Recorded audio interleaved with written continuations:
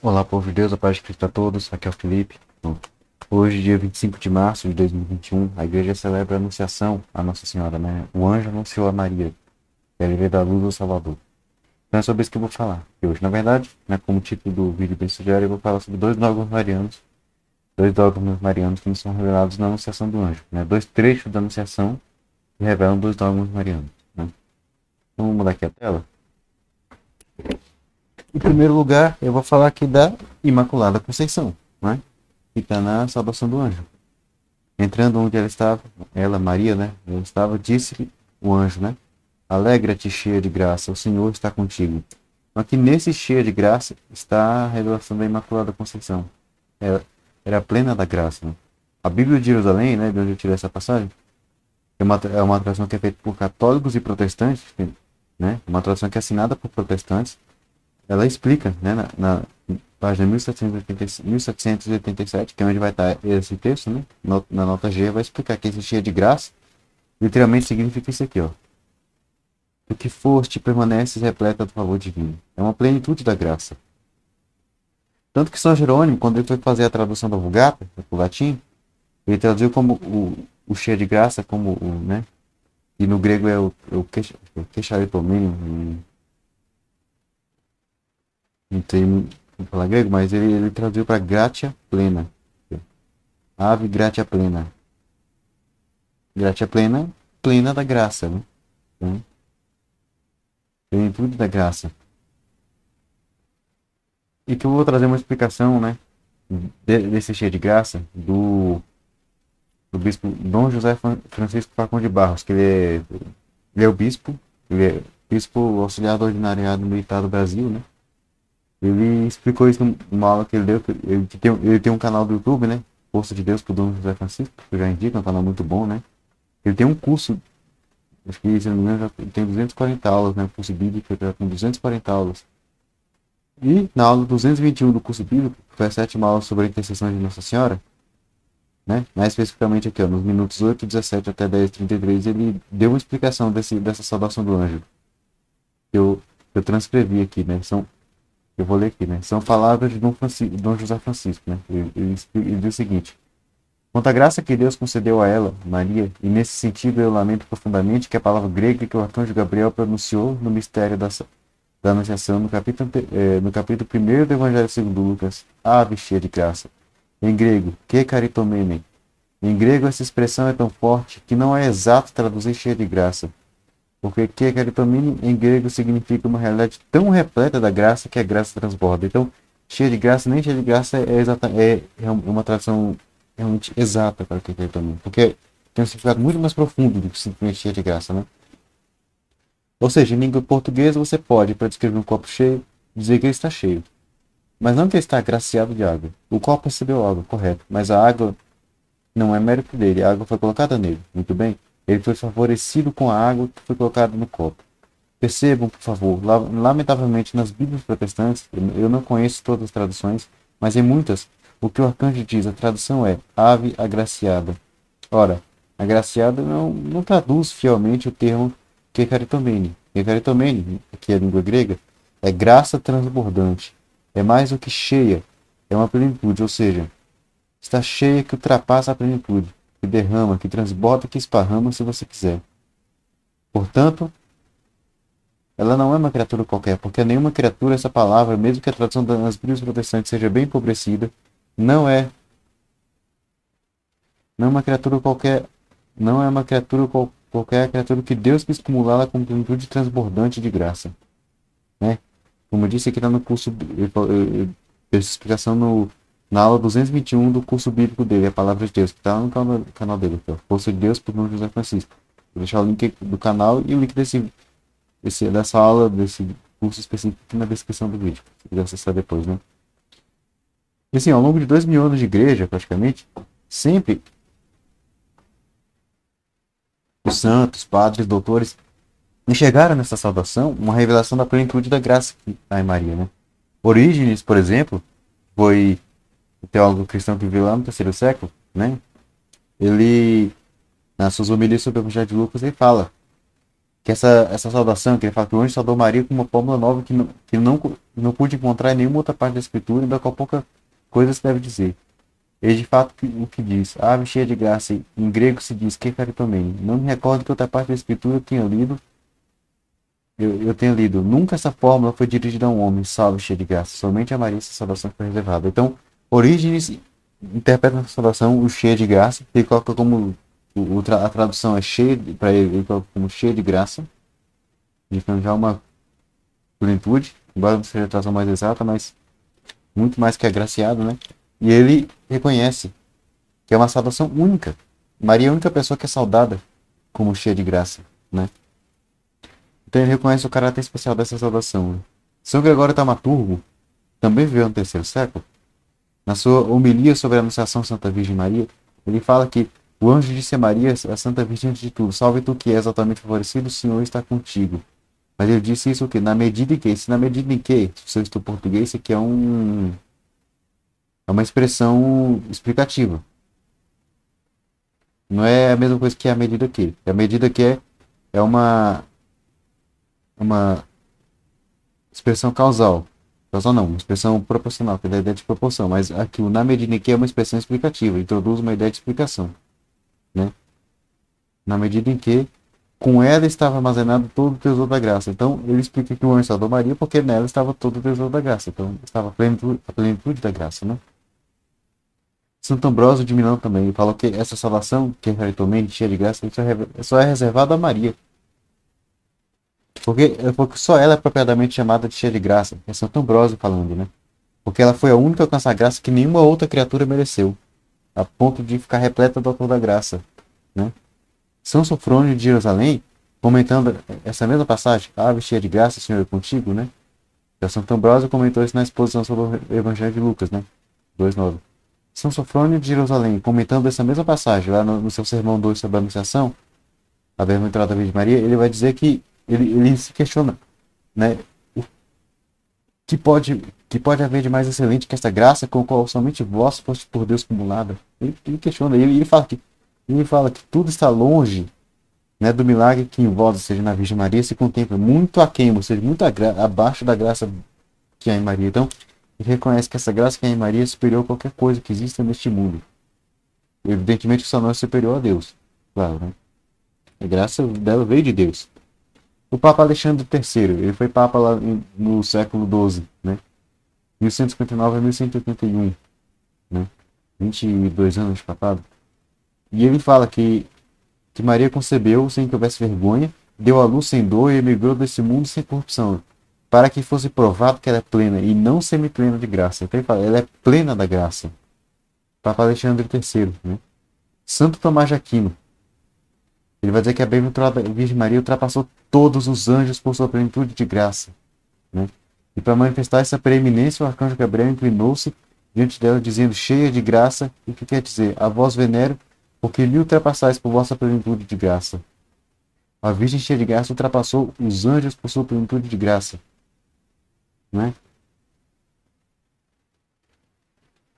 Isso aqui está no comentário dele sobre a salvação angélica, no comentário sobre a Maria, né? Números parágrafos 5 e 10. Santo Tomás de Aquino, né? Papa Alexandre III, dizendo que ela é plena de graça, como eu já disse, né? Na carta Ex Litteris Tutti, ele escreveu ao sultão residente de Cônio. Então, plena da graça, a graça que ultrapassa a graça de todos os anjos. E São Luís Maria Grignion de Montfort, né, o grande doutor da devoção mariana, que escreveu o Tratado da Verdadeira Devoção. Nesse tratado ele fala dessa saudação, ele vai dizer que Maria era cheia de graça quando o arcanjo Gabriel saudou, e a graça superabundou quando o Espírito a cobriu com sua sombra inefável. Ele completa dizendo, de tal modo, ela aumentou essa dupla plenitude, dia a dia, de modo, né, de momento a momento, que chegou a um ponto imenso e inconcebível de graça. Então, a graça que estava em Maria é uma plenitude imensa, inconcebível, indescritível, que só Deus mesmo para fazer isso, né?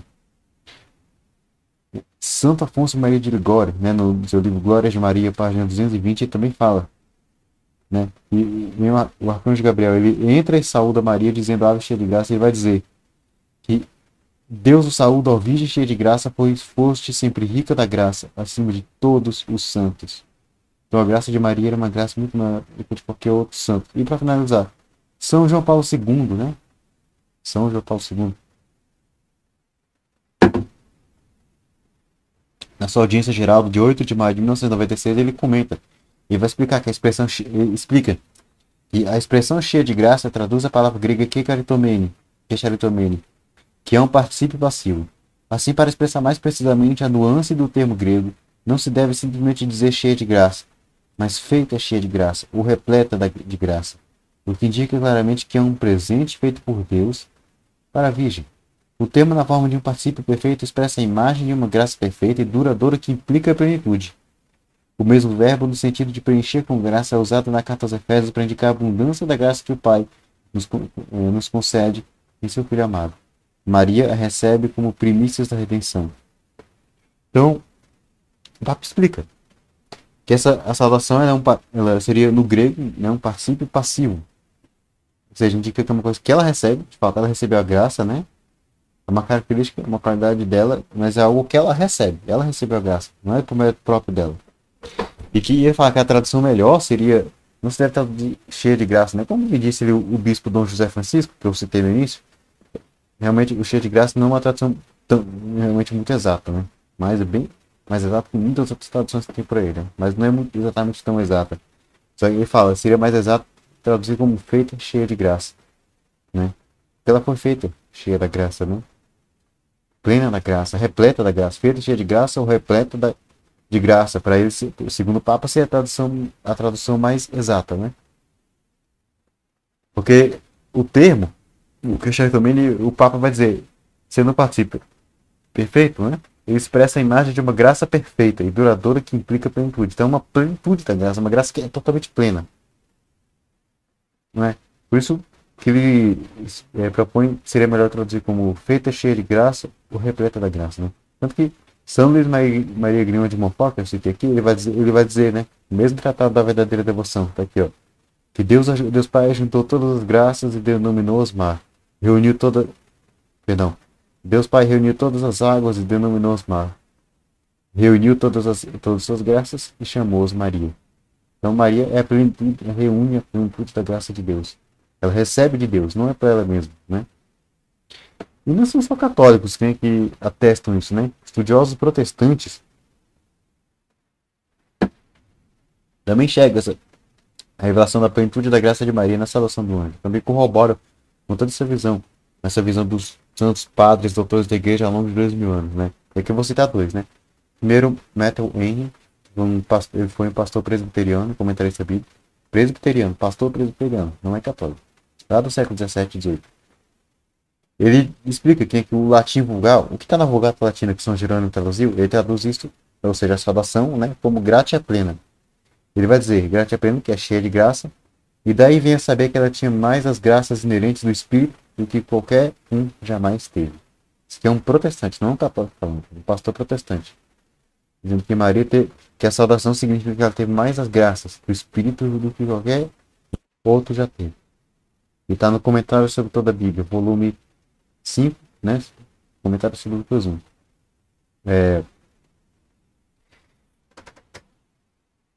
E o outro é esse Archibald Thomas Robertson, um teólogo batista, século XIX e XX. Ele explica, né, que o gratia plena da Vulgata, que São Jerônimo traduz, ele fala, está certo, significa cheio da graça que tu tens recebido, né?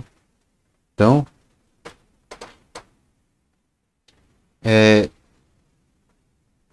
ou seja, então de fato, até protestantes confirmam, a salvação angélica do anjo Maria confirma que nela está a plenitude da graça, a plena da graça, totalmente plena, cheia, né? Transbordante da graça de Deus. Isso aqui, essa última citação está aqui na imagem na palavra do Novo Testamento, né? Comentário sobre Lucas, né? Lucas 1. E está nessa mesma biblioteca que eu citei nessa Christian Classical Detail Library, que é um site, né, que disponibiliza várias obras de escritores cristãos, né? E, ou seja, se a salvação do anjo indica a plenitude da graça, revela a plenitude da graça que há em Maria, isso revela também a Imaculada Conceição. Por quê? Porque São Paulo vai dizer, né, que diremos então, que deveremos permanecer no pecado a fim de que a graça de Deus se multiplique? De modo algum. Nós que morremos para o pecado, como haveríamos de viver ainda nele? Está em Romanos capítulo 6, versículos 1 e 2. Então, graça e pecado não vivem juntos. Se Maria recebeu a plenitude da graça, ela não pode ter pecado algum, nem pecado original, nem pecado. Nela, a plenitude da graça. Então, sim, a salvação revela que ela é sem pecado, a toda santa, imaculada. Não é? Então, então saindo da salvação do anjo, agora eu vou falar sobre a pergunta que Maria fez, que vai nos revelar outro dogma, que é a virgindade perpétua. Quando o anjo anuncia que ela vai ter um filho, Maria pergunta: como é que vai ser isso se eu não conheço um homem algum? Né? Então ela pergunta como que ela iria ter um filho se ela era virgem. Santo Agostinho, né? Grande santo, doutor da igreja, ele viu nessa pergunta de Maria um fundamento para a virgindade perpétua de Maria. Na verdade, ele viu um fundamento nisso para crer que ela fez um voto de virgindade. Né? Aqui, na obra dele, volume 16 da coleção patrística da Paulus, né? Sobre a Santa Virgindade, capítulo 4. Está no volume 16 da coleção patrística da Paulus, como eu já disse. Título do capítulo: Maria Virgem por livre opção de amor. Santo Agostinho, a Santa Virgindade, capítulo 4. Ele diz o seguinte: o que tornou a virgindade de Maria tão santa e agradável a Deus não foi porque a concepção de Cristo a preservou, impedindo que a sua virgindade fosse violada por um esposo, mas porque antes mesmo de conceber, ela já a tinha dedicado a Deus e merecido assim ser escolhida para trazer Cristo ao mundo. Então ele já está dizendo o seguinte: o que fez a virgindade de Maria ser santa e agradável a Deus não foi fato, simplesmente o fato de Cristo, a concepção de Cristo a ter preservado, impedindo que ela fosse violada por um esposo, no caso São José. Não, mas porque ela já tinha consagrado essa virgindade a Deus.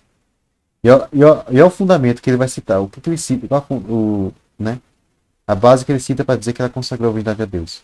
É o que indicam as palavras de Maria em resposta ao anjo que lhe anunciava a maternidade. Como é que vai ser isso se eu não conheço homem algum?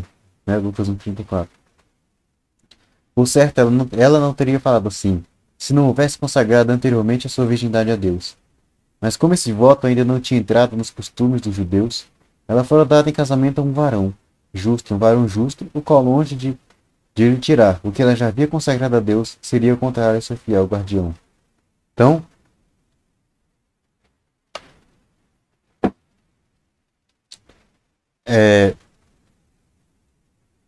Santo Agostinho está dizendo que ela não teria dito assim, feito essa pergunta, se ela não tivesse consagrado a virgindade a Deus. Mais adiante ele vai explicar por que ele concluiu isso, mas ele diz logo em seguida aqui: mas como esse voto, qual voto? O voto de virgindade não era o costume em Israel, como não é, esse voto não era o costume, não tinha entrado nos costumes dos judeus, ela foi dada em casamento. Então ela foi dada em casamento a um varão, a São José. Então foi um casamento arranjado, né? E se você pegar o proto-evangelho de Tiago, né? Nos capítulos 8 e 9 vai relatar a escolha de São José para ser o noivo de Maria. Vai dizer que ele foi escolhido por meio de um sinal divino, né? Claro, um relato apócrifo, não deu obrigado a ter, mas a tradição da igreja confirma que foi um casamento arranjado. Ela foi dada em casamento, entendeu? Mas, então ela foi dada em casamento a um homem, São José, que longe de tirar o que ela tinha consagrado a Deus, seria o contrário, seu fiel guardião. Então, São José, longe de tirar o que Maria consagrou a Deus, que é a virgindade dela, ele devia ser o guardião dela, ou seja, o marido que ia cuidar dela e que ia proteger ela, né? E Santo Agostinho continua: ainda que ela apenas tivesse dito como é que vai ser isso, sem acrescentar se eu não conheço homem algum. Não ignorava que, como mulher, não precisaria perguntar como daria luz a esse filho prometido, no caso de estar casada para ter filhos. Veja, Santo Agostinho está dizendo: ora, se Maria tivesse pensando em ter uma vida normal com São José, um casamento normal, com relação sexual e filhos, cara, ela não ia fazer essa pergunta por quê? Porque ela teria presumido que esse filho viria da relação dela com São José. Se você pegar o relato, você vai ver que o anjo não. Antes, até Maria faz essa pergunta, o anjo não disse para Maria como é que ela vai conceber. Não falou. Ele só fala. Foi justamente por isso que Maria fez a pergunta, né? O anjo só vai dizer que ela vai conceber por obra do Espírito Santo, por meio de milagre, depois que ela faz essa pergunta. Até então, ele não tinha explicado como seria a concepção. Ora, se Maria tivesse pensando em ter um relacionamento normal, um casamento normal com São José, com sexo, com relação sexual, ela teria presumido que esse filho viria dessa relação com São José. Ela presumiria que ele nasceria assim. Só que se ela fez essa pergunta é por quê? Porque ela não presumiu que esse filho seria fruto de um relacionamento dela com São José. Não presumiu. Se ela não presumiu isso, então ela sabia que seria de outro modo, sabia que de alguma forma seria um milagre. Ou seja, ela não compreendeu. Ela sabia que seria um milagroso, mas um milagre e tal, uma coisa muito, seria uma coisa normal, né? Mas ela não compreendeu como seria isso. Por isso ela perguntou, né? Continuando, ele poderia também ter recebido uma ordem do céu de permanecer virgem, a fim de que o Filho de Deus tomasse nela a forma de escravo por algum grande milagre. Mas por estar destinada a servir de modelo a futuras virgens consagradas, era preciso não deixar parecer que unicamente ela deveria ser virgem. Ela que merecera conceber fora do leito nupcial. Assim consagrou sua virgindade a Deus enquanto ainda ignorava de que havia sido chamada a ser mãe. Então, Santo Agostinho vai dizer que ela poderia ter recebido uma ordem. O anjo poderia ter, Deus poderia ter mandado pelo anjo dizer que ela deveria permanecer virgem e tal. Deus poderia ter manifestado que era sua vontade que ela permanecesse virgem. Só que ele não fez isso. Por que ela não fez isso? Porque era necessário. Ou seja, porque ela estava destinada a ser modelo para as virgens consagradas. Então é preciso parecer o quê?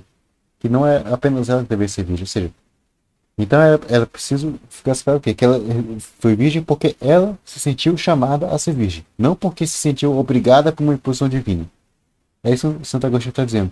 Tinha que ficar claro que ela foi virgem por vontade própria. Não foi uma imposição de Deus. Embora Deus quisesse, mas Deus respeitou a liberdade dela. Ou seja, porque ela se sentiu vocacionada. Não por causa de uma imposição, por causa de uma ordem vinda do céu. Mas porque ela se sentiu vocacionada. Então ela abraçou essa vocação.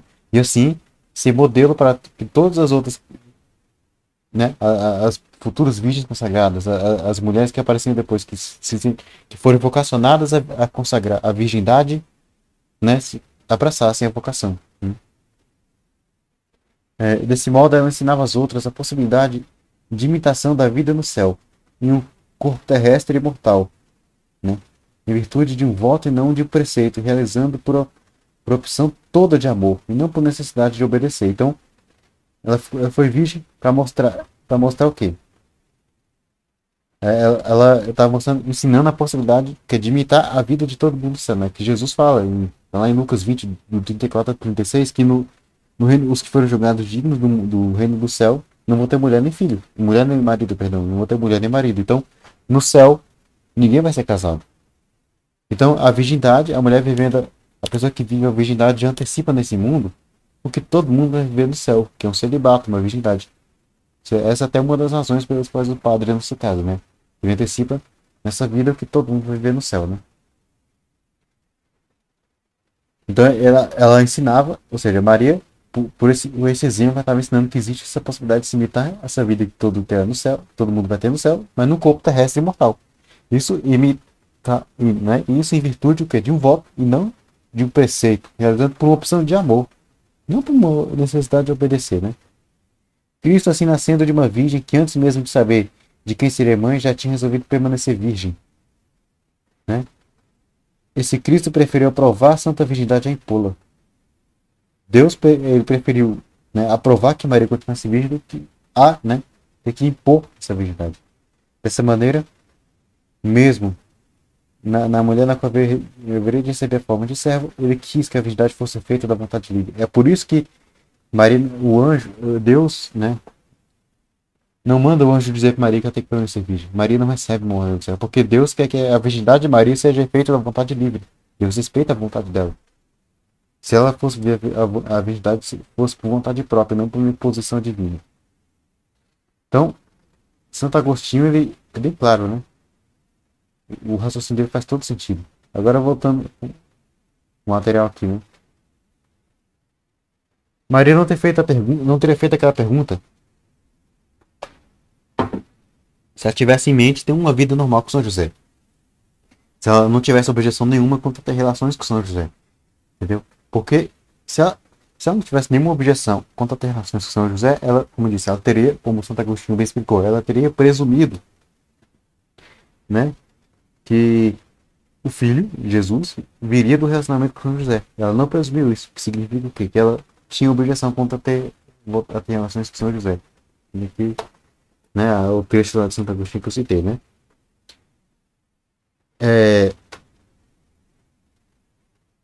Outro detalhe é que o anjo não falou para Maria quando ela ia ficar grávida. O anjo não disse se ela ia ficar grávida, né? Antes ou depois do casamento dela com São José. O anjo só falou, você vai ficar grávida. Em nenhum momento da anunciação o anjo disse quando vai ser. Se vai ser seria antes ou depois do casamento com São José. Lembrando que quando Maria recebe a anúncio, ela ainda era noiva. Estava prometida em casamento, ela era noiva, né? Só que, mesmo o anjo não tendo dito se Maria iria ficar grávida antes ou depois do casamento, ainda assim, ela sabia, ela tinha certeza que ainda seria virgem quando isso acontecesse, quando ficasse grávida. Ela sabia, porque senão ela não teria feito essa pergunta. Ela pergunta como isso vai acontecer se eu não conheço o homem. Ou seja, se eu sou virgem, como eu vou ficar grávida se eu sou virgem? Só que ela não sabe se vai ser antes ou depois do casamento com São José. Mas ela sabe que seja antes ou depois do casamento, ela ainda seria virgem quando ficasse grávida. Só tem uma explicação para ela ter certeza que ainda seria virgem. Se ela não estivesse pensando em perder a virgindade. É a única explicação. Se é que ela não tinha. Que ela tinha uma objeção quanto a perder a virgindade. Que essa objeção seria o quê? A consagração da sua virgindade a Deus, né? E o aqui, você quer uma explicação, não é? Esse aqui é um trecho de um artigo, né? Chamado Uma Análise Bíblica da Virgindade Perpétua de Maria, que está no site Apologistas Católicos, né? Que eu vou deixar o link desse artigo na descrição. E aqui o artigo está comentando sobre Lucas 1,34. A pergunta do anjo. O artigo diz o seguinte, né? Um artigo sobre a Virgindade Perpétua de Maria. Ele vai dizer o seguinte. Os protestantes argumentam que nessa passagem Maria está apenas falando a respeito do seu estado atual, e não sobre o estado futuro. Porque o protestante vai dizer que Maria está falando só sobre o fato que ela era virgem naquele momento. Ela não está querendo dizer nada que continuaria sendo virgem. É o que o protestante fala. Aí o argumento lógico, né? Aqui o autor do artigo, né? Gabriel Plautal, ele usa o raciocínio, usa a lógica. Para mostrar como esse argumento protestante é fraco, né? Ele diz o seguinte, olha, tal argumentação só seria razoável se o anjo dissesse que ela já havia concebido. Só faria sentido ela tá falando sobre o estado atual, só sobre o estado atual, né?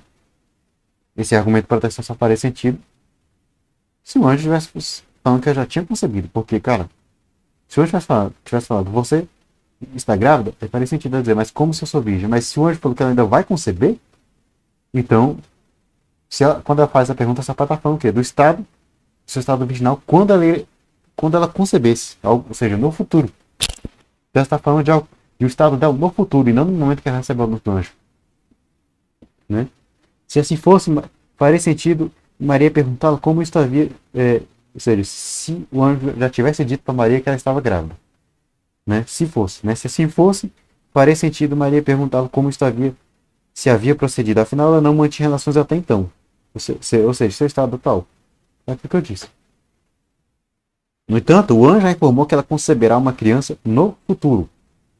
Ora, como o anjo ainda não havia dito que ela iria conceber do Espírito Santo, pois essa revelação só vem no versículo 35, então, até o momento que Maria faz a pergunta, o anjo não tinha dito que ela iria conceber por obra do Espírito Santo, né? Caso Maria pretendesse ter relações sexuais com José, não faria sentido fazer esta pergunta. Afinal, ela sabia que a única maneira de conceber um filho, né, era através do sexo com seu marido, ou seja, é o mesmo argumento de Santo Agostinho. Argumento lógico. Se ela estivesse pensando em ter um relacionamento com José, cara, ela não teria contado isso porque ela teria presumido que o filho seria fruto do relacionamento dela com José. Seria a mesma coisa, né? Quando Maria pergunta como os frades se não consomem, seria a mesma coisa. Por exemplo, uma analogia que o artigo coloca aqui, né? Uma analogia semelhante pode ser feita com a questão do fumo. Se alguém me anunciasse, tu irás fumar no futuro, e eu questionasse, como será se eu não fumo? No presente, a minha frase indicaria que eu não só não fumo, estado atual, como também que eu não pretendo fumar, estado futuro, indicando uma opção permanente. Ou seja, é uma analogia. Maria perguntar como ela ia ficar grávida se ela não conhece homem, é a mesma coisa de uma pessoa recebendo uma certa previsão de que ela iria fumar, ela perguntando, mas como vai ser se eu não fumo? Ou seja, se ela está perguntando como vai ser se eu não fumo, não é só porque ela não fuma no presente, mas porque ela também não fuma no presente e não pretende fumar no futuro. É uma analogia que foi colocada aqui no site que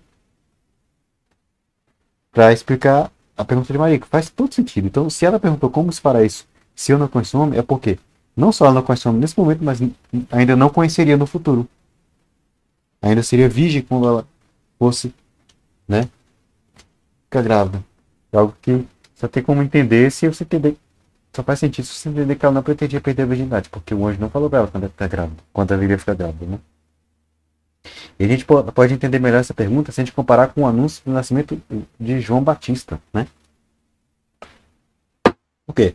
É o seguinte, quando o anjo anuncia para Zacarias que Isabel vai ficar grávida, a pergunta que o Zacarias faz é o seguinte, Zacarias é que ele realmente duvida, Maria não duvidou. Maria apenas perguntou como aconteceria. Ela sabia, ela acreditou que vai acontecer. Iria acontecer, ela só perguntou como iria acontecer. Agora Zacarias duvidou, só que ele duvidou perguntando de que modo saberia disso, pois eu sou velho e minha esposa é de idade avançada. Então ele duvidou por conta da, né, da idade avançada dele e da esterilidade da esposa, né?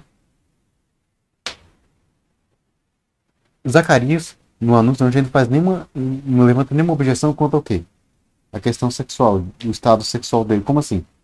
Ora, vamos pensar o seguinte, Zacarias e Isabel já eram dois idosos, dois velhos. E Isabel já era estéril. Então, se eles eram idosos, por lógica, Isabel já tinha passado a menopausa há muito tempo. Já tinha passado o período de fertilidade de Isabel há muito tempo, ela já não estava mais fértil. Ou seja, já tinha passado o tempo natural da fertilidade e ainda por cima ela era estéril. Então, se ela já não era fértil quando era jovem, muito menos era quando era idosa, né?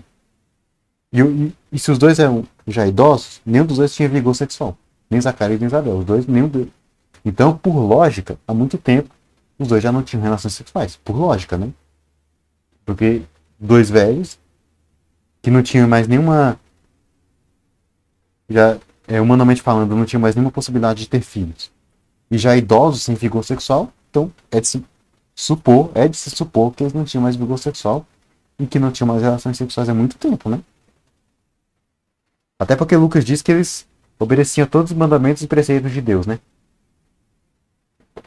Se você for ver lá em Gênesis, Deus, quando ele cria o homem e institui o matrimônio, ele institui o ato sexual para ser gerador da vida, para gerar vida.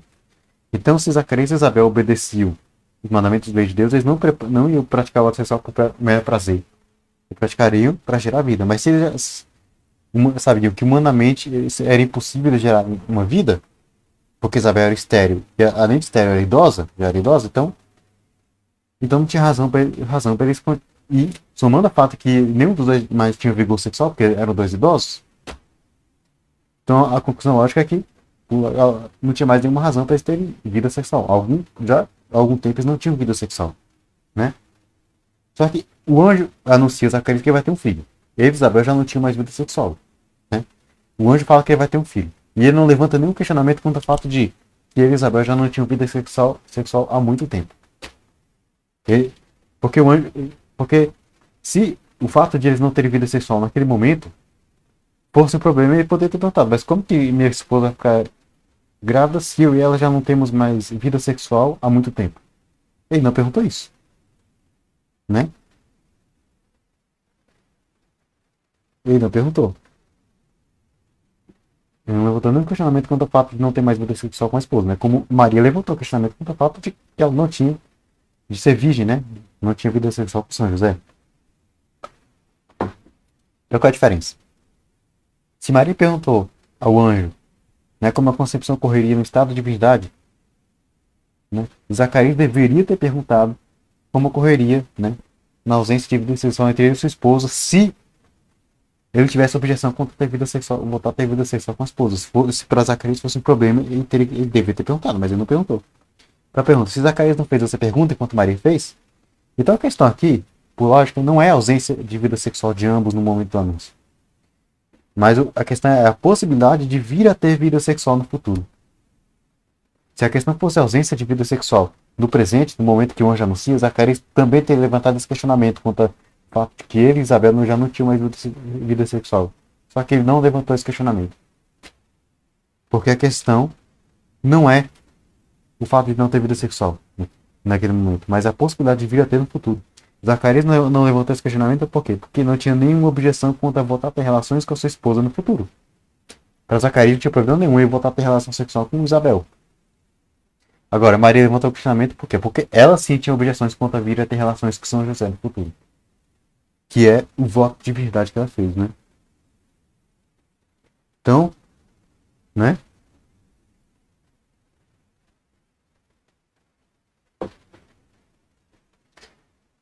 Aí você entende. Zacarias não fez a pergunta que Maria fez, não levantou nenhum questionamento quanto à ausência de vida sexual entre Isabel, porque ele presumiu que esse filho seria fruto de uma relação sexual entre ele e a esposa, porque ele não tinha nenhuma objeção quanto a voltar a ter vida sexual com a esposa, né? Ele, Zacarias, não tinha. Por isso que ele não levantou nenhuma objeção. Agora, Maria não presumiu que Jesus viria de uma relação dela com José, né? E o anjo, até o momento da pergunta, não tinha falado para ela como ela iria conceber. Então, ela não presumiu porque ela não tinha intenção de. Não tinha, ela tinha objeção quanto a ter vida sexual com São José. Essa é a diferença. Então, como a gente pode ver, sim, a pergunta de Maria indica, sim, uma intenção, né, de continuar virgem. Não só uma intenção, mas uma objeção quanto a vir a perder essa virgindade no futuro. Ela sabia que ainda seria virgem quando ficasse grávida, porque o anjo não disse se ela ficaria grávida antes ou depois, né, no casamento com São José. No entanto, ela levantou esse questionamento e mostra que ela tinha certeza que ainda seria virgem, mesmo depois que casar. Que ainda seria virgem quando ficasse grávida, mesmo que isso só acontecesse depois do casamento com São José. E ela não teria feito, como me explicou Santo Agostinho, ela não teria feito esse questionamento ao anjo se ela tivesse pretendendo ter uma vida sexual normal com São José, depois de casar. Eu não teria questionado isso. Porque até é presumido que o filho seria fruto da relação sexual dela com São José. Como Zacarias presumiu, por motivo pelo qual ele não perguntou a mesma coisa para o anjo. Ele não perguntou como esse filho nasceria se ele e Isabel já não tinham relações há muito tempo, né? Então, sim, como a gente pode ver, o, né, o anúncio do anjo nos revela esses dois dogmas, né? A Imaculada Conceição, na saudação do anjo, e a virgindade perpétua na pergunta de Maria, né? Foi isso que eu queria falar aqui hoje, né? Se você gostou, deixe seu like, compartilhe, se inscreve no canal se não for inscrito, ative o sino das notificações se não estiver ativado. Se você quiser mais conteúdo católico, além do que eu coloco nesse canal, aqui na descrição, né, do vídeo, vai ter uma lista de sugestões de outros canais católicos, canais dos quais eu gosto, né, do conteúdo, eu indico, mas tá aqui a lista de sugestões, né? Se quiser dar uma olhada, se gostar, se inscreve, se não gostar, não se inscreve, né? Então, era só isso, né? Até a próxima. Tchau.